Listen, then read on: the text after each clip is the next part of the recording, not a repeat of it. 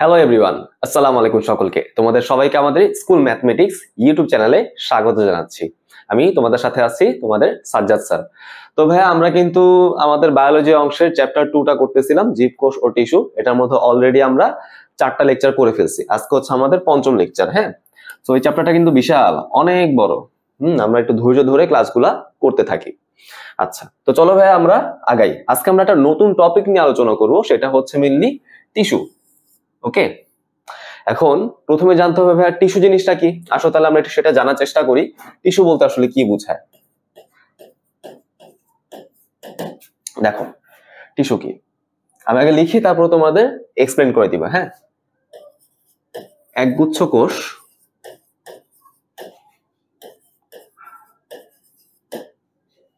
একই উৎস থেকে একই উৎস হতে উৎপন্ন হয়ে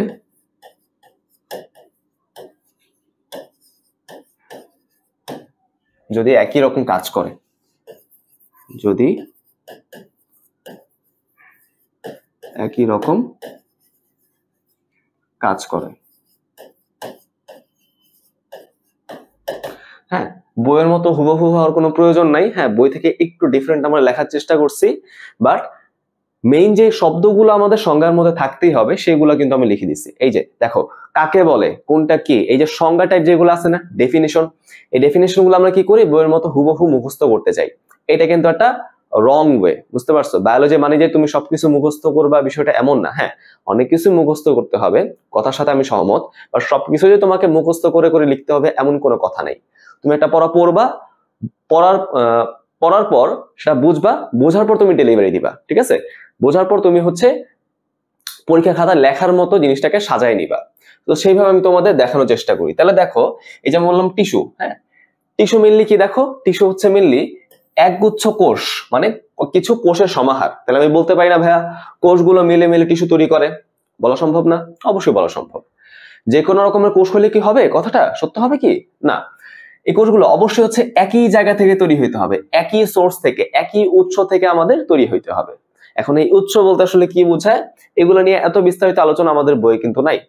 আমি যদি একটা এক্সাম্পল দেই, যেমন ধরো কাণ্ডের যে ত্বকটা, মূলের যে ত্বকটা, এই ত্বকগুলা কিন্তু একই জায়গা থেকে তৈরি হয়, যার নাম হচ্ছে প্রোটোডার্ম। তাহলে কাণ্ডের ত্বক, মূলের ত্বক, এদের কি হবে বলতো, প্রোটোডার্মটা উৎস হিসেবে কাজ করবে। বুঝতে পারছি কথাগুলো? এরকম বিষয়টা, যারা হচ্ছে একই রকম কাজ করে তারা একই জায়গা থেকে তৈরি হবে, এটা হচ্ছে মেইন কথা। আচ্ছা, এবং তারা কিন্তু অবশ্যই একই রকমের কাজ করবে, সিমিলার টাইপের কাজ করবে। ওকে, বিষয়টা বুঝতে পারছি কি? অনেকে আমরা কি মনে করি যে ভাইয়া টিস্যু হইলে আমাদের কি হইতে হবে, একই রকম দেখতে হইতে হবে। এটা কিন্তু আসলে সবসময় সত্য হয় না, হতে পারে বাট সবসময় কিন্তু সত্য না। তাদের গঠন যে একই রকম হইতে হবে এমন কোনো শর্ত নাই, তবে তারা একই জায়গা থেকে তৈরি হইতে হবে এবং একই রকমের কাজ তাদের করতে হবে। এই দুটো হচ্ছে মেইন শর্ত। ওকে, কথাগুলো খুব ভালো করে আমরা বোঝার চেষ্টা করি। গেল, তাহলে কিন্তু ভাই আমরা টিস্যুর বিষয়টা বুঝতে পারলাম। আচ্ছা, এবার আমরা যদি টিস্যুর ক্লাসিফিকেশন আসি, টিস্যুকে কিন্তু বিভিন্ন ভাবে বিভক্ত করা সম্ভব। তবে আমরা টিস্যুকে মেইনলি 2টা ভাগে ভাগ করতে পারি।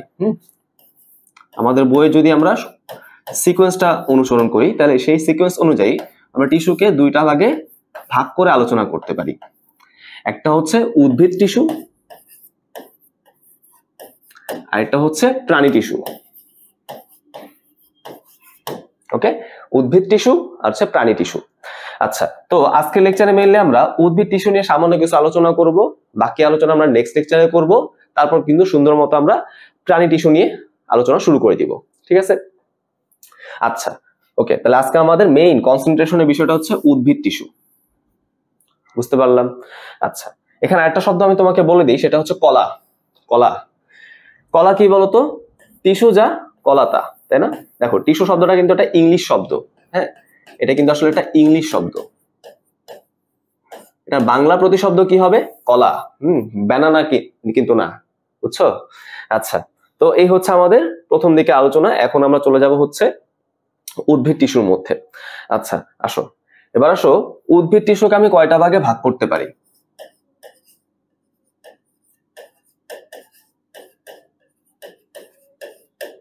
উদ্ভিদ টিস্যুকে মেইনলি 3টা ভাগে ভাগ করা সম্ভব। আমাদের বই মতে 3টা ভাগে কিন্তু ভাগ করা সম্ভব। আচ্ছা, কি কি ভাগ দেখি দেখি আমরা একটা একটা করে আগে নাম দেখি। সরল টিস্যু, জটিল টিস্যু বা যৌগিক টিস্যু বলা যেতে পারে, হ্যাঁ জটিল বা যৌগিক টিস্যু। লাস্টে হচ্ছে আমাদের ক্ষরণকারী বা নিঃস্রাবী টিস্যু, হ্যাঁ ক্ষরণকারী বা নিঃস্রাবী টিস্যু কিন্তু বলা সম্ভব। আচ্ছা, এখন আমরা একটু বোঝার চেষ্টা করি কোনটা আসলে কি, তাই না? এখান থেকে আমরা একটু ক্লিয়ার হয়ে যাব। আচ্ছা, সরল টিস্যু বলতে আসলে কি বোঝা আমরা একটু বোঝার চেষ্টা করি। নাম থেকে বুঝতে পারতেছি যে টিস্যুর মধ্যে কোষগুলো সরল প্রকৃতির হবে, মানে কি যেখানে কোষগুলো দেখতে একই রকমের হবে তারাই হচ্ছে সরল টিস্যু। তাহলে যে টিস্যুর কোষগুলো দেখতে একই রকম হবে, হ্যাঁ কোষগুলো দেখতে একই রকম হবে,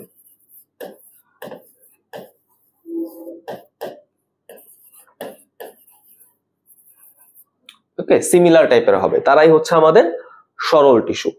খুব সিম্পল জিনিস। এবার আসো আমরা এটার এক্সাম্পল গুলো দেখার চেষ্টা করি। এটার মধ্যে মিললে আমরা তিন ধরনের এটার মধ্যে তিন ধরনের আমরা কোষ দেখতে পাই, সেটা আমরা ধরো সামনের স্লাইডে আলোচনা করব, সমস্যা নেই, জাস্ট আমরা বেসিক আইডিয়াটা বুঝি কিনা দেখি। এবার হচ্ছে আমাদের জটিল টিস্যু, হ্যাঁ জটিল টিস্যু। এখন দেখো একটু, জটিল টিস্যুকে আমরা আর কি বলতে পারি? যৌগিক টিস্যু বলতে পারি, হ্যাঁ যৌগিক টিস্যু। ওকে, এটাকে আর কি বলা যায় সম্ভব? এটাকে আমরা বলতে পারি হচ্ছে পরিবহন টিস্যু। ওকে, পরিবহন টিস্যু, রাইট। আচ্ছা, এই হচ্ছে আমাদের মেইনলি বইয়ের মধ্যে আলোচনা করা আছে। এখন এটা বলতে আসলে কি বোঝায়, তাই না? আমরা তো বুঝলাম সিনোনিম গুলো, অপর নামগুলো তো বুঝলাম, এবার আসো এগুলা বলতে আসলে কি বোঝায় সেটা দেখি। নাম থেকে বুঝতে পারতেছি জটিল টিস্যু মানে হচ্ছে যেগুলার এক একটা কোষ দেখতে এক এক রকমের হবে। দেখো বিষয়টা বুঝি, টিস্যু তো বিভিন্ন কোষ নিয়ে তৈরি, তাই না? যেখানে কোষগুলো এক একটা দেখতে এক এক রকমের হবে সেটাই হচ্ছে আমাদের জটিল টিস্যু। একটু ভালো মতো এখানে সংজ্ঞাটা দেখি তো, আমরা কি বলছিলাম? টিস্যু হওয়ার জন্য কোষের মধ্যে দুইটা শর্ত হওয়া দরকার, একটা হচ্ছে কি একই উৎস থেকে তৈরি হতে হবে, আর একটা হচ্ছে কি একই রকম কাজ তাকে করতে হবে। সবাইকে কি একই রকম দেখতে হবে এমন কোনো শর্ত কি আছে? শর্ত কিন্তু নাই। সেই মানে চেহারার উপর ভিত্তি করে কিন্তু আমরা সেই উদ্ভিদ টিস্যুকে আবার দুই ভাগে ভাগ করতে পারি।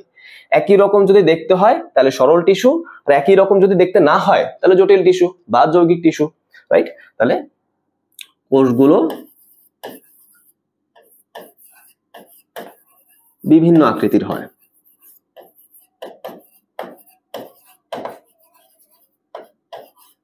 ওকে, বুঝতে পারছি, আশা করি ভাই এটা আমরা বুঝতে পারছি। আচ্ছা, এটাকে কেন আমরা পরিবহন টিস্যু বলতেছি? কারণ এটা হচ্ছে পরিবহনের কাজ করে, এটাই কিন্তু আমরা ডিটেলসে পড়বো। ক্ষরণকারী বা এটার অপর নাম কি বলতো? নিঃস্রাবী টিস্যু। ওকে, সিক্রেটরি টিস্যু, ইংলিশে আমরা কি বলি? সিক্রেটরি টিস্যু বলি, হ্যাঁ নিঃসরণকারী টিস্যু। মানে এটা কি করবে? বিভিন্ন পদার্থকে নিঃসরণ করতে পারে, ঠিক আছে। মেইনলি তারা হচ্ছে গ্রন্থি, মানে গ্রন্থি হিসেবে কাজ করে। গ্রন্থির কাজ কি? বিভিন্ন রস নিঃসরণ করা, তাই না? তাহলে এখানে যে কোষগুলো আছে সেই কোষগুলো মেইনলি কি করবে? বিভিন্ন পদার্থ নিঃসরণের সাথে দায়ী, জন্য দায়ী আর কি। তাহলে কোষগুলো হচ্ছে বিভিন্ন পদার্থ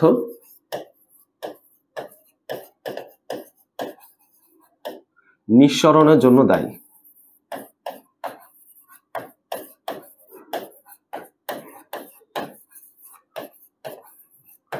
এখন বলতে পারো ভাই কিরকম পদার্থ, একটু এক্সাম্পল দেন।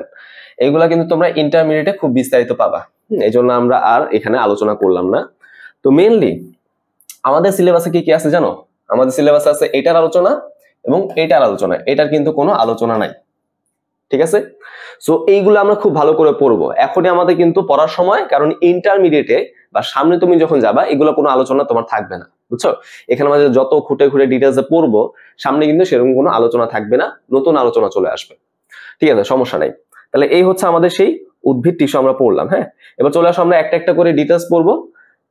প্রথমে আসা হচ্ছে সরল টিস্যু। ওকে, তো এখন প্রথম প্রশ্নটা কি বলো? সরল টিস্যু বলতে কি বোঝায়? যেটা কিন্তু আমরা অলরেডি দেখছি, যেখানে কোষগুলো দেখতে কি হয়? একই রকমের হয়, মানে সিমিলার টাইপের হয়, তাই তো নাকি?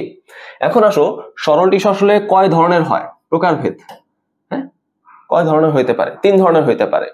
প্রথম ধরনটাকে আমরা কি বলি? প্যারেনকাইমা।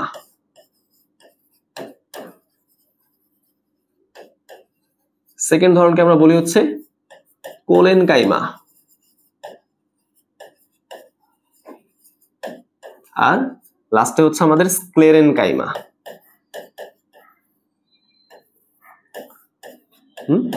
তাহলে কি কি হলো বলো? Parenchyma, collenchyma, sclerenchyma. ওকে, তাহলে বুঝতেই পারতেছো সবার নামের শেষে কি আছে? কাইমা অংশটা আছে, তাই না? কাইমা। তাহলে কাইমা দেখে কি বুঝবো? সরল টিস্যু। আরো সিম্পল বলে দেই, নামের শেষে কি আছে? মা আছে, তাই না? আমাদের মায়েরা কিন্তু অনেক সরল হয়, তাই না? সহজ সরল হয়, তো সেটা দিয়ে তুমি মনে রাখতে পারো। ওকে, যাদের নামের শেষে মা আছে তারাই হচ্ছে আমাদের সরল টিস্যু। বাট আমি তোমাদের সাজেস্ট করব তোমরা পুরো নামটাই পড়ে ফেলো। পুরো নামটাই তুমি মাথায় রাখো, ঠিক আছে? আচ্ছা, এখন আমরা কি করব? এই যে টিস্যুগুলো আমি নাম পড়লাম এদের হচ্ছে বিস্তারিত করার চেষ্টা করব। হ্যাঁ, আচ্ছা আসো তাহলে আমরা একটা একটা করে দেখি। প্রথমে আসো হচ্ছে প্যারেনকাইমা।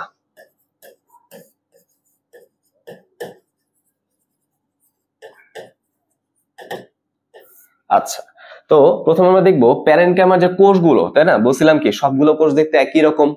কিরকম দেখতে হয় দেখার চেষ্টা করি। এই প্যারেনকাইমার যে কোষগুলো পাবো, হ্যাঁ, সেই কোষগুলো কি হবে বলতো? জীবিত হবে। ওকে, এখন বলতে পারো ভাই একটা জীবটা তো বেঁচে আছে, তাই না? এই যে আমরা মানুষ, আমরা তো বেঁচে আছি, তাহলে একটা উদ্ভিদও তো বেঁচে আছে, তাহলে উদ্ভিদের মধ্যে সব কোষই তো জীবিত হবে, তাই না? উদ্ভিদটা জীবিত, তাহলে তার কোষগুলো তো জীবিত হবে। Basic sense, common sense, right? বিষয়টা এরকম না। উদ্ভিদ জীবিত আছে বলেই তার সব কোষ যে জীবিত হবে এমন কোনো কথা নাই। কিছু কিছু কোষ কিন্তু মৃত থাকতে পারে। তাহলে আমাদের বুঝতে হবে ভাই, এই যে আমি বলতেছি একটা কোষ জীবিত, একটা কোষ মৃত, এগুলো কোন সেন্সে বলতেছি, তাই না? কি দেখে আমি বলতেছি? এটা মিলিয়ে দেখে, মানে এটা মিলিয়ে আমরা প্রোটোপ্লাজম দেখে বলতে পারি। এই কোষটার মধ্যে প্রোটোপ্লাজমটা কি সচল আছে কিনা সেটা দেখে আমরা কিন্তু বলতে পারি। তার মানে এই যে আমি বললাম এই কোষটা কি আছে? জীবিত আমরা বলতেছি, তাই না? কেন বলতেছি? কারণ এই কোষের মধ্যে কি আছে? আমাদের সক্রিয় প্রোটোপ্লাজম আছে। অর্থাৎ যে প্রোটোপ্লাজমটা হচ্ছে কাজ করতেছে, সেই প্রোটোপ্লাজমের মধ্যে কি হচ্ছে? বিভিন্ন বিপাকীয় কাজ হচ্ছে। ওকে, তাহলে প্রোটোপ্লাজম পূর্ণ একটা কোষ, এটা আমরা মাথায় রাখি। ওকে, মাথা থাকবে এটা। আচ্ছা, তাহলে আমাদের গেল প্রথম কথাটা, তাহলে জীবিত গেল। এরপর দেখো আমাদের এটা কি হবে? সমব্যাসীয়। ওকে, সমব্যাসীয় হবে। সমব্যাসীয় মানে কি জানো? এই কথাটা মানে একদম সিম্পল, তুমি মনে রাখো, যার যেসব কোষের দৈর্ঘ্য ও প্রস্থ সমান, তাই না? যেসব কোষের দৈর্ঘ্য ও প্রস্থ হচ্ছে সমান হবে তারাই হচ্ছে সমব্যাসীয় হয়। ওকে, আচ্ছা তাহলে এটা কিন্তু আমরা মোটামুটি বুঝলাম। এবার আসো হচ্ছে এই কোষগুলো আসলে কোষ প্রাচীরটা কিরকম হয়? ওদের কোষ প্রাচীরটা হবে পাতলা। ওকে, কোষ প্রাচীর কিরকম হবে বলতো? কোষ প্রাচীরটা হয় পাতলা, কারণ এখানে শুধুমাত্র আমরা কি পাবো? সেলুলোজ পাবো। খুব সুন্দর করে মাথায় রাখো, পাতলা হওয়ার কারণ হচ্ছে এখানে শুধুমাত্র সেলুলোজ পাওয়া যায়। যেসব কোষ প্রাচীরে শুধুমাত্র আমি সেলুলোজ পাবো সেগুলা কি হয়? মোটা হয় না, পাতলা হয়। খুব ভালো করে আমরা এটা মাথায় রাখি। এবং এখানে আরেকটা গুরুত্বপূর্ণ পয়েন্ট আছে যেটা আমরা খুব ভালো করে মাথায় রাখবো, সেটা কি? এদের আন্তঃকোষীয় ফাঁকা স্থান। আন্তঃকোষীয় ফাঁক, আন্তঃকোষীয় ফাঁকা স্থান, এই আন্তঃকোষীয় ফাঁকা স্থান কিন্তু থাকবে। এখন বলতে পারো ভাই আন্তঃকোষীয় ফাঁক বলতে আসলে কি বোঝায়, তাই না? দেখো আমি যদি কোষগুলো আঁকার চেষ্টা করি, দেখো এখানে কোষগুলো কিন্তু চার কোণা হয় এমন কোনো কথা নাই। তোমরা কিন্তু এই যে এটা দেখে অনেকে বলো কি যে কোষগুলো মনে হয় চার কোণা, তাই না? বর্গের মতো। আসলে না, বর্গের মতোই হইতে হবে এমন কোনো শর্ত নাই। অনেকটা এরকম দেখতে হয়, বুঝছো? যে অনেকটা এরকম, পুরোপুরি গোল না হইলেও গোলের মতো, বুঝছো? এরকম এরকম দেখতে হয় কোষগুলো। দেখছো আমি কিন্তু তাহলে অনেকগুলা কোষ আঁকতেছি, মোটামুটি রাউন্ডিশ আঁকলেই হবে, কোনো সমস্যা নাই। তবে কোষগুলা সাইজ হচ্ছে একই রকম আঁকার চেষ্টা করবা। হ্যাঁ, পরীক্ষা হচ্ছে কোষ মানে প্যারেন্টকে আঁকতে দেয় না খুব একটা, প্র্যাকটিস রাখলে আমার মনে হয় যে বেটার। আচ্ছা, তাহলে আমরা আঁকলাম, তাই না? এবং এখানে অবশ্যই যে ফোঁটা দিয়ে দিবা, ফোঁটা দিয়ে আমরা নিউক্লিয়াস বোঝাচ্ছি। হ্যাঁ, জীবিত কোষে নিউক্লিয়াসটা দিয়ে দিবা, তাহলে চিন্তা খুব সহজ হয়। আচ্ছা, খেয়াল করে দেখো, আমি যদি এখানে এক্সাম্পলটা দিই, ধরো আমি এখানে এক্সাম্পল গুলো দিচ্ছি, এই যে কোষগুলো আছে না, এই কোষগুলোর মাঝে দেখছো একটা ফাঁকা জায়গা রয়ে গেছে, রাইট? দেখো তো, এই যে আমাদের এখানে কিন্তু একটা ফাঁকা জায়গা রয়ে গেছে। তাহলে কোষের মধ্যবর্তীতে এটাকে আমরা কি বলি? আন্তঃকোষীয় বলি, তাই না? কোষের মাঝখানে আছে, তাই মানে মধ্যবর্তী জায়গা আছে, মাঝখানে মানে সেন্টারে না, মধ্যবর্তী জায়গা আছে, দুটা কোষের মধ্যবর্তী জায়গা আছে, তাই আন্তঃকোষীয়। কি আছে? ফাঁকা স্থান আছে, রাইট? এই দেখো কোষের মাঝখানে এই যে ফাঁকা স্থান, কোষগুলোর মাঝখানে এই যে ফাঁকা স্থান, তাই না? তাহলে প্যারেনকাইমা কোষের বা প্যারেনকাইমা টিস্যুর মধ্যে অবশ্যই কি থাকবে, আন্তঃকোষীয় ফাঁকা স্থান কিন্তু থাকবে, খুবই খুবই ইম্পর্টেন্ট।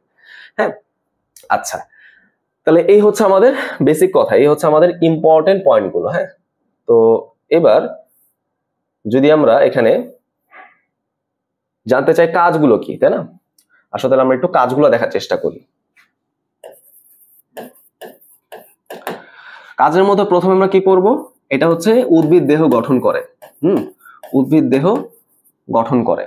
যেমন ধরো পাতা, পাতা মিললি তৈরি করে কি জানো, মেসোফিল জড়ো জড়ো। যেমন ধরো হচ্ছে পাতা, পাতা কিভাবে তৈরি হয় জানো, মেসোফিল টিস্যু নিয়ে তৈরি হয়। ওকে, তাহলে আমরা একটা এক্সাম্পল দিয়ে দিই, জাস্ট তুমি জেনে রাখো, পাতা মিললি তৈরি হয় মেসোফিল টিস্যু নিয়ে। এখন বলো তো মেসোফিল কি? মেসোফিল হচ্ছে বিভিন্ন প্রকারের, মেনলি দুই প্রকারই হয়, যাই হোক দুই প্রকারের প্যারেনকাইমা টিস্যুর একটা কম্বিনেশন। ওকে, তাহলে কি বললাম, পাতা, পাতা কিভাবে গঠিত হয়, মেসোফিল টিস্যু নিয়ে। মেসোফিল কি? মেসোফিল হচ্ছে বেসিক্যালি আমাদের প্যারেনকাইমা, দুই ধরনের প্যারেনকাইমা। ওকে, স্পঞ্জি এবং প্যালিসেড, এত কিছু লাগবে না তোমাদের। তাহলে আমরা কিন্তু একটা কাজ শিখলাম। এবার দেখো এখানে কিন্তু আরো কাজ আছে। তো কাজগুলো তোমরা হচ্ছে একটু যদি যত বেশি পড়বা তত বেশি মনে থাকবে, আমি তোমাদের একটু এক্সপ্লেন করে দিচ্ছি আর কি। দেখো, তাহলে দেহ গঠন হইলো, এবার হচ্ছে আমাদের খাদ্য সঞ্চয়। ওকে, খাদ্য সঞ্চয় কিন্তু সে কাজ করতে পারে, রাইট? তারপর আর কি হইতে পারে বলতো, খাদ্য পরিবহন, এখানেও কিন্তু আমাদের এটা কাজ করতে পারে। এবং খাদ্য প্রস্তুত, খাদ্য তৈরি, তাই না? পাতায় খাবার তৈরি হয় না? অবশ্যই তৈরি হয়। এই যে মেসোফিল টিস্যুতেই কিন্তু আমাদের খাবারটা তৈরি হইতে পারে। এখানে ক্লোরোফিল থাকে, চ্যাপ্টার 4 আমরা বিস্তারিত পড়বো। তার আমার মনে হয় যে এই কিছু পয়েন্ট পড়লে আমাদের প্যারেনকাইমা পার্টটা শেষ হয়ে যাবে। হ্যাঁ, এই কয়েকটা পয়েন্ট তুমি মাথায় রাখো, গেল। এবার হচ্ছে আমাদের পরেরটা, সেটা হচ্ছে কোলেনকাইমা।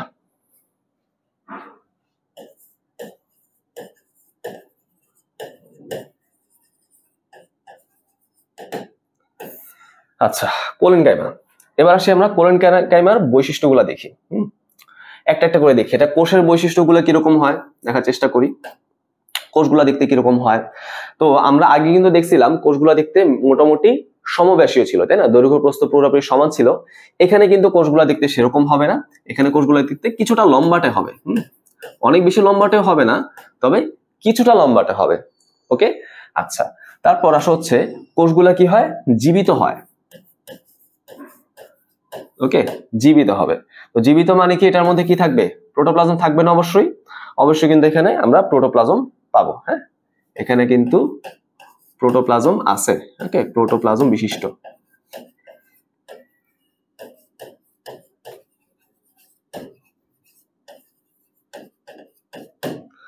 আচ্ছা, তাহলে লম্বাটে গেল, জীবিতে গেল, আর কি পড়তে পারি?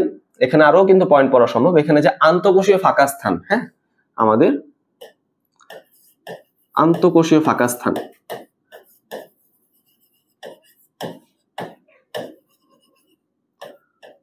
এটা হচ্ছে থাকতে পারে। ওকে, মানে থাকবেই যে এমন কোনো গ্যারান্টি নাই, কিন্তু থাকতেও পারে, নাও থাকতে পারে। প্যারেনকাইমায় অবশ্যই অবশ্যই আন্তঃকোষীয় ফাঁকা স্থান আছে, বাট কোলেনকাইমায় থাকতেও পারে, নাও থাকতে পারে, এরকম বিষয়টা। আচ্ছা, যদি আমি তোমাকে ছবির মাধ্যমে জিনিসটাকে একটু দেখানোর চেষ্টা করি, ছবিটা দেখো যে অনেকটা এরকম এরকম হয়। প্যারেনকাইমা দেখতে একটু একটু বিদঘুরে টাইপের হয়, তাই না?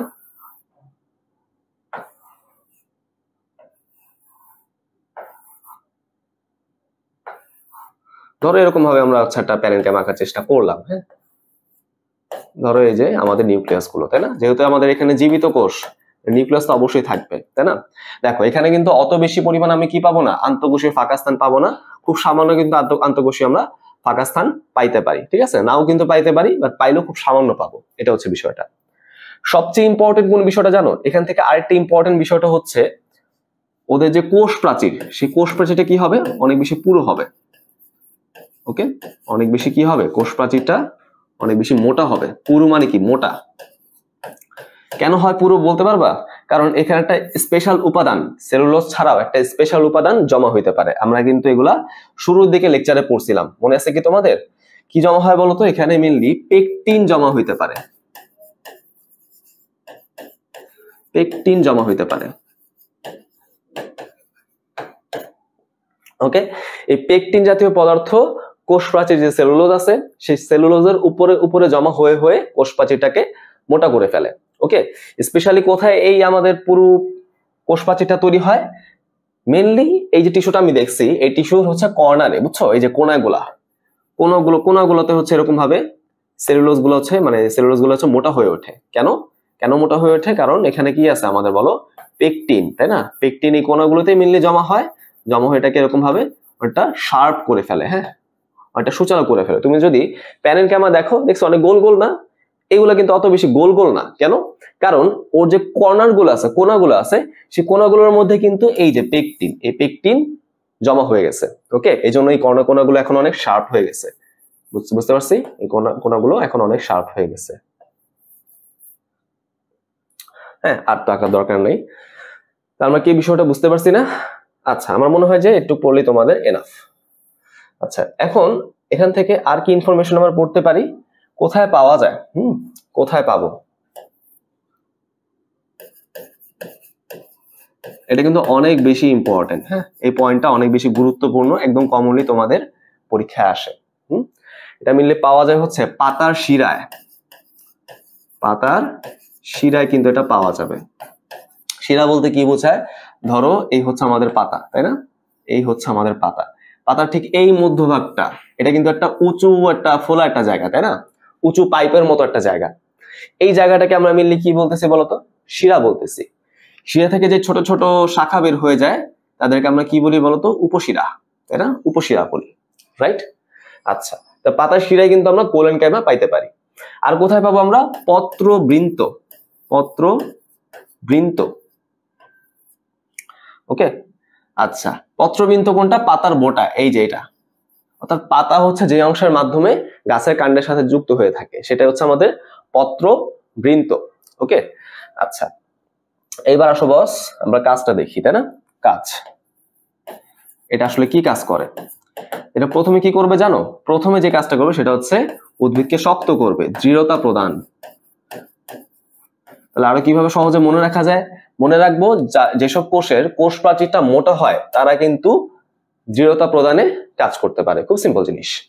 আচ্ছা, তারপর দেখো এরা কিন্তু আমাদের খাদ্য সঞ্চয়, খাদ্য পরিবহন এইসবে কাজ করতে পারে। হ্যাঁ, খাদ্য সঞ্চয়, খাদ্য পরিবহন এসবে কাজ করতে পারে। তারা মেনলি খাদ্য তৈরি করে না, ওটা মেনলি প্যারেনকাইমার স্পেশাল বৈশিষ্ট্য, বাট বাকিগুলো কিন্তু কোলেনকাইমা কিন্তু হইতে পারে। হ্যাঁ, আচ্ছা আচ্ছা, আরেকটা কথা তো আমি বলতে ভুলে গেছি। প্যারেনকাইমা থেকে আরেকটা জিনিস তোমরা মনে রাখবা। হ্যাঁ, এটা আমি বলতে ভুলে গেছি, সরি। আচ্ছা, এখন বলে দিই যে আমাদের কিছু স্পেশাল টাইপের প্যারেনকাইমা কিন্তু আছে। আচ্ছা, এটা আমি পরের পেজে দেখাই দিই। এখানে আমাদের কি আছে বলতো? স্পেশাল টাইপের প্যারেনকাইমা।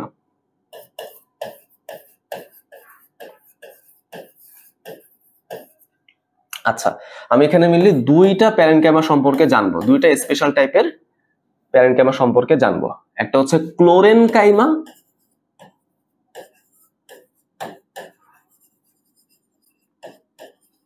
হ্যাঁ, একটা হচ্ছে ক্লোরেনকাইমা, আর এটা হচ্ছে অ্যারেনকাইমা। হ্যাঁ, ক্লোরেনকাইমা আর কি অ্যারেনকাইমা। দেখো, কোলেনকাইমা আর ক্লোরেনকাইমা দুটা কিন্তু আলাদা জিনিস। দেখো তো, এটা হচ্ছে কোলেনকাইমা আর এটা হচ্ছে ক্লোরেনকাইমা, দুইটা কিন্তু অবশ্যই আলাদা জিনিস। ক্লোরেনকাইমা এক ধরনের প্যারেনকাইমা, বাট কোলেনকাইমা কিন্তু প্যারেনকাইমা না, এটা আলাদা জিনিস। খুবই ভালো করে মনে রাখবা, এটা তোমরা সবাই হচ্ছে একদম কমনলি মিস্টেক করো। আচ্ছা, এবার আসো যে আমাদের ক্লোরেনকাইমা, এটা আসলে কি? যেসব প্যারেনকাইমার মধ্যে ক্লোরোফিল পাওয়া যায়, যাদের মধ্যে মিললে আমরা ক্লোরোফিল পাবো, ক্লোরোফিল বিশিষ্ট বা ক্লোরোফিল যুক্ত, তারাই হচ্ছে মেইনলি ক্লোরেনকাইমা। যেমন যে পাতার মধ্যে যে প্যারেনকাইমা গুলো পাওয়া যায় না, তাদের মধ্যে কিছু কিছু প্যারেনকাইমা কিন্তু ক্লোরেনকাইমা থাকে। তাহলে বলো, ক্লোরেনকাইমার মধ্যে কি হবে? নিশ্চয়ই ফটোসিনথেসিস বা সালোক সংশ্লেষণ হবে, তাই না? আচ্ছা, সালোক সংশ্লেষণ নিয়ে আমরা কিন্তু বিস্তারিত পড়বো চ্যাপ্টার 4 এ। অ্যারেনকাইমা কি থাকে বলতো? বড় বড় বায়ু কুঠুরি থাকে, যেখানে বাতাস জমা হয়ে থাকতে পারে, বায়ু কুঠুরি। তাহলে বায়ু কুঠুরি যুক্ত প্যারেনকাইমা হচ্ছে অ্যারেনকাইমা। হ্যাঁ, কিভাবে মনে রাখতে পারি? দেখো, অ্যারেন, এয়ার, এভাবে মনে রাখো। অ্যারেন দিয়ে এয়ার, হ্যাঁ, এয়ার দিয়ে অ্যারেন, এরকম ভাবে আসছে। এয়ার মানে তো বায়ু, তাই না? আচ্ছা, তো খেয়াল করে দেখো বাতাস জমা রাখার কাজটা কি ভাই, কারণটা কি আমি একটু বোঝার চেষ্টা করি। বাতাস আমি কেন জমা রাখবো? খেয়াল করে দেখো যেসব জলজ উদ্ভিদ গুলো আছে, কচুরিপানা তুমি চিন্তা করো, শাপলা পদ্ম তুমি চিন্তা করো, এরা কিন্তু পানির উপর ভেসে থাকে, তাই না? বলতে পারো কেন এটা পানির উপর ভেসে থাকে? তোমরা হয়তো ফিজিক্সে পড়ছো যেসব বস্তুর ঘনত্ব পানির ঘনত্ব থেকে কম হয় তারা কিন্তু প্লবতার কারণে পানির উপর ভেসে থাকে, তাই না? এখন নর্মালি একটা উদ্ভিদের ঘনত্ব কমানোর জন্য তার মধ্যে বাতাস রাখতে হয়, বুঝছো? ফিজিক্সের জিনিস যদিও। তো যদি আমি বাতাস রাখি ঘনত্ব কমে যাবে, তাহলে বাতাসটাকে স্টোর করা দরকার যদি আমি পানিতে ভাসতে চাই। সেই স্টোর করার জায়গাটা কোথায়? এখানে বায়ুকুঠুরিতে, রাইট? তাহলে বলো এখন একবার বুদ্ধি দিয়ে বলো বায়ুকুঠুরি কই থাকবে, কোন ধরনের উদ্ভিদে থাকবে? জলজ উদ্ভিদে থাকবে। ওকে, একদম সোজা কথা, জলজ উদ্ভিদ। ওকে, বুঝতে পারছি এখন? সিম্পল না বিষয়গুলা? একটু বুঝে বুঝে পড়বো তাইলে কিন্তু সিম্পল লাগবে। হ্যাঁ, আচ্ছা, তাহলে কিন্তু আমরা মোটামুটি এখানে বুঝলাম। চলে আসো তাহলে আমাদের লাস্টটা, সেটা কি বলতো? স্ক্লেরেনকাইমা। স্ক্লেরেনকাইমা, আচ্ছা, এটা হচ্ছে আমাদের সরল টিস্যুর লাস্ট পার্টটা। আসো তাহলে আমরা প্রথমে আসো আমাদের সিকোয়েন্সটাকে আমরা আগে কোষের বৈশিষ্ট্য দেখবো, তাই না? তো খেয়াল করে দেখো এটার কোষটা কিন্তু বিভিন্ন শেপের হইতে পারে। এখন বলতে পারো ভাই আমরা তো দেখছিলাম এটা তো সরল টিস্যু, সরল টিস্যু আবার বিভিন্ন টাইপের কিরকম হয়? দেখো বিষয়টা খেয়াল করে দেখো, যেহেতু এখানে কোষগুলা বিভিন্ন আকৃতির হয়, তো ওই আকৃতি অনুযায়ী আমরা স্ক্লেরেনকাইমাকে দুইটা ভাগে ভাগ করতে পারি, ঠিক আছে? দেখো তাহলে আমি যদি বলি যেটার কোষগুলা দেখতে কিরকম হয়, বিভিন্ন আকৃতির হয়, তাই না? বুঝতে পারছো বিষয়টা? কিরকম আকৃতির হয় তার উপর ভিত্তি করে আমরা স্ক্লেরেনকাইমাকে দুইটা ভাগে ভাগ করতে পারি। দেখো এটাকে আমরা দুইটা ভাগে ভাগ করতে পারি। যদি কোষগুলো লম্বা সূচালো হয় তাহলে সেই ধরনের কোষগুলোকে আমরা কি বলি জানো? ফাইবার।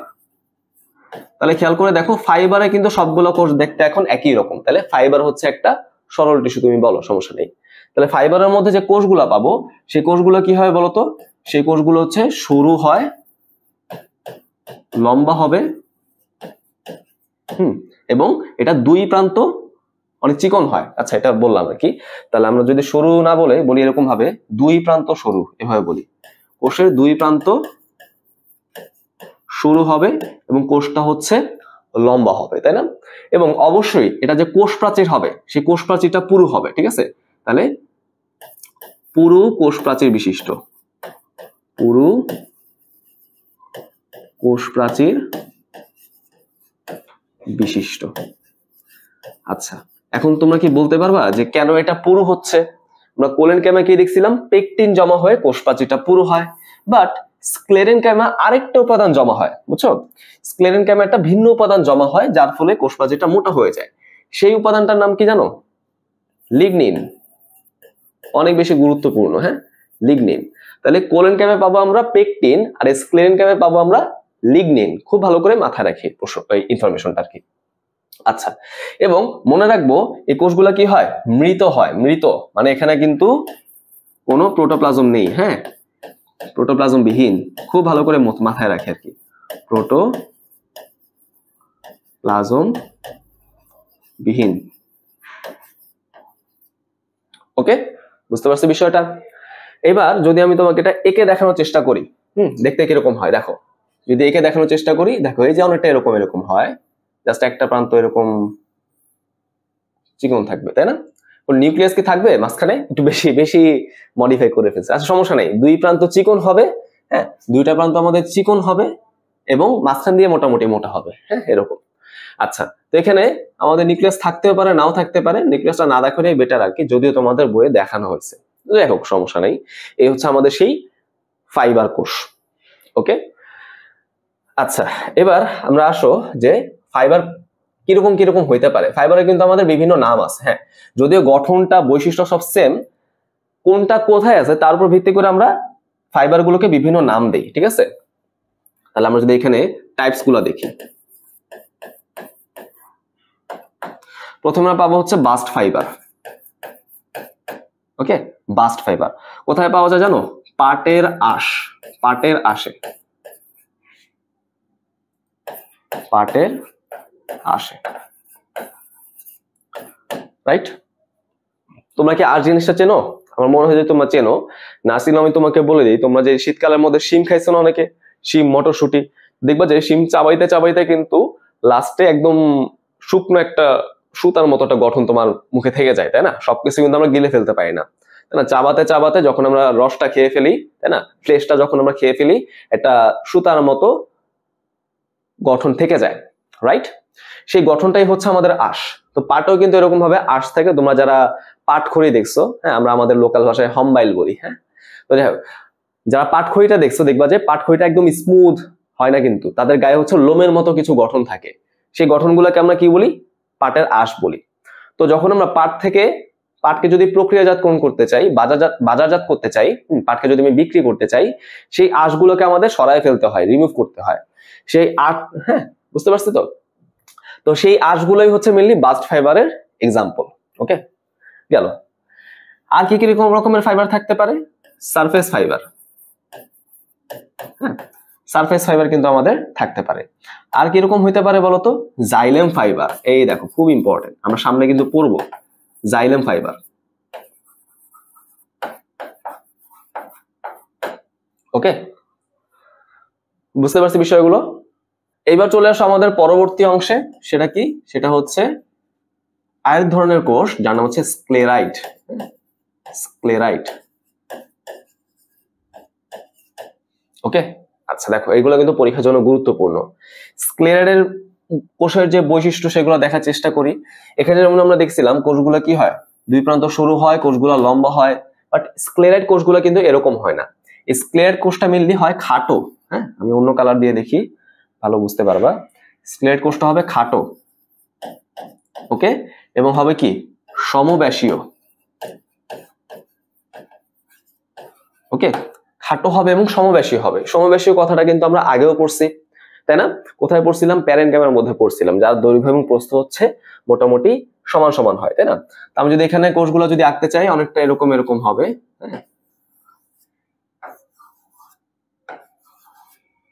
হ্যাঁ, ধরো, আচ্ছা, অনেকটা এরকম হয়।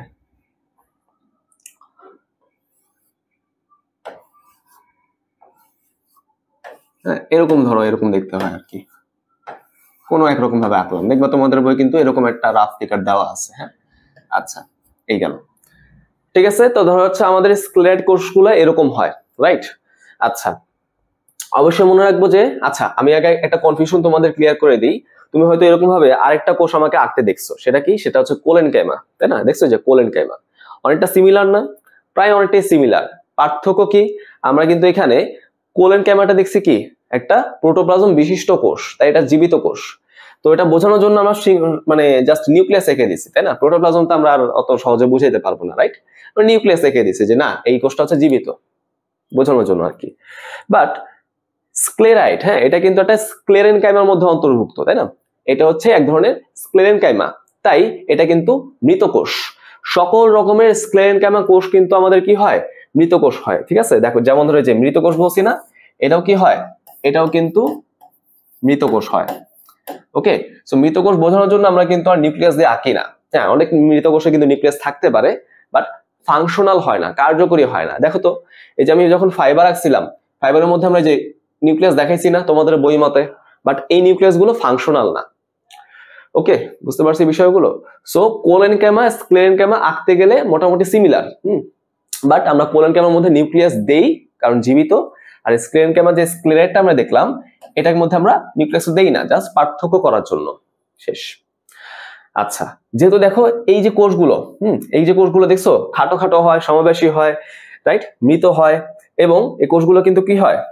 পুরু প্রাচীর বেষ্টিতও কিন্তু হয়, তাই না? এটার মধ্যে কিন্তু লিগনিন জমা হয়, তাই না? তাহলে এই বৈশিষ্ট্য কিন্তু এখানেও থাকবে। এটাও কিন্তু কি হয়? পুরু হয়, কোনো পার্থক্য নাই, মানে শক্ত শক্ত হবে, দেখতে অনেকটা পাথরের মতো মনে হয়। পাথর তো এরকম ছোট ছোট গোল গোল, তাই না? শক্ত শক্ত। সো এই কারণে মেইনলি আমরা কি বলতে পারি? স্ক্লেরাইটটাকে আমরা বলতে পারি হচ্ছে স্টোন সেল। কি বলতে পারি বলতো ভাইয়া? Stone sell. স্টোন যেমন দেখতে ছোট ছোট শক্ত শক্ত, এগুলো দেখতে অনেকটা একই রকম, ছোট ছোট শক্ত শক্ত। ওকে ভাইয়া, বিষয়টাকে আমরা বুঝতে পারছি। আচ্ছা, আশা করি এটা আমাদের ক্লিয়ার। এরপর আসো ভাইয়া, স্ক্লেরাইটটা আসলে আমরা কোথায় দেখতে পাই, তাই না? স্ক্লেরাইট টিস্যুটা কোথায় পাওয়া যায় এটা দেখি। কোথায় পাবো?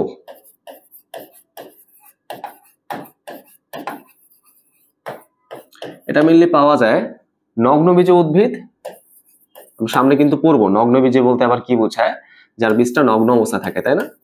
নগ্নবীজ উদ্ভিদ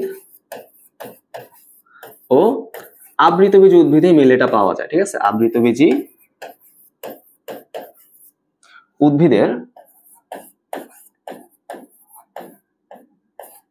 উদ্ভিদের তাহলে বলো উদ্ভিদের কোথায় কোথায় পাওয়া যায়? মেনলি এই সব উদ্ভিদের কর্টেক্সে পাওয়া যায়, স্পেশাল টাইপের একটা গঠন, তোমরা সামনে এসব পড়বা। আর কোথায় পাওয়া যায়? ফলে পাওয়া যায়, এবং পাওয়া যায় হচ্ছে বীজ ত্বকে, হ্যাঁ, বীজের যে স্কিনটা সেখানে কিন্তু পাওয়া যায় এদের। ওকে, বুঝতে পারছি বিষয়গুলো? এগুলো জাস্ট আমরা পড়বো, এখান দিয়ে মাঝে মাঝে হচ্ছে আমাদের রিটেন প্রশ্নের উদ্দীপক বানায় দেয় যে কর্টেক্স এক ধরনের টিস্যু পাওয়া যায়, সেটা কি হবে তাহলে বলো? স্ক্লেরাইড। স্ক্লেরাইড মানে কিন্তু স্ক্লেরেনকাইমা, রাইট? আচ্ছা, এবার আমার প্রশ্ন মানে মেইন প্রশ্ন কি, এদের কাজটা কি একটু খেয়াল করে দেখো। এদের কোষ প্রাচীরটা কি হয় বলতো? পুরু হয়, মোটা হয়, তাই না? মোটা কোষ প্রাচীর কিসের লক্ষণ বলতো? দৃঢ়তা প্রদানের লক্ষণ, রাইট? দেখো তো কোলেনকাইমার মধ্যে আমরা কিন্তু কি বলছিলাম, এখানে দেখো কোষ প্রাচীরটা মোটা, যার ফলে এটা কিন্তু দৃঢ়তা প্রদানের কাজ করে। সো এখানে মেইনলি আমাদের কাজটা কি হয় বলতো? এখানে কিন্তু কাজটা হবে হচ্ছে দৃঢ়তা প্রদান, এটা হচ্ছে তার মেইন কাজ।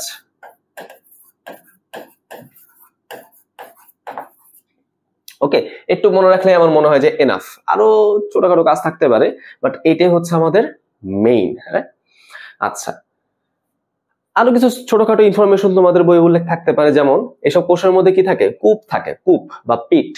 কূপ বলতে কি বোঝায় আমরা শিখছি না চ্যাপ্টার, মানে এই চ্যাপ্টারে কিন্তু শুরুর দিকে যখন কোষ নিয়ে আলোচনা করছিলাম, উদ্ভিদ কোষের গঠন, সেখানে কিন্তু বলছিলাম যে কূপ বলতে কি বোঝায়। তো এসব কোষের মধ্যে কিন্তু কূপও থাকতে পারে। হ্যাঁ, যাক, ওগুলো আসলে খুব একটা না দেখলেও চলবে আর কি। সো মেইনলি আমি যে ইম্পর্টেন্ট পয়েন্টগুলো বলে দিচ্ছি তোমাদের, লিখে দিচ্ছি, সেগুলো তুমি একটু মাথায় রাখো। হ্যাঁ, আচ্ছা, তো ভাই আজকের লেকচারটা আমরা এই পর্যন্তই রাখি। লেকচারটা আস্তে আস্তে বড় হয়ে যাচ্ছে, এজন্য লেকচারটাকে আর দীর্ঘায়িত করব না, ঠিক আছে? সামনের পার্টটুকু আমরা নেক্সট লেকচারে পড়াশোনা করব, ঠিক আছে? তো ততদিন সবাই ভালো থাকো, সুস্থ থাকো, আল্লাহ হাফেজ।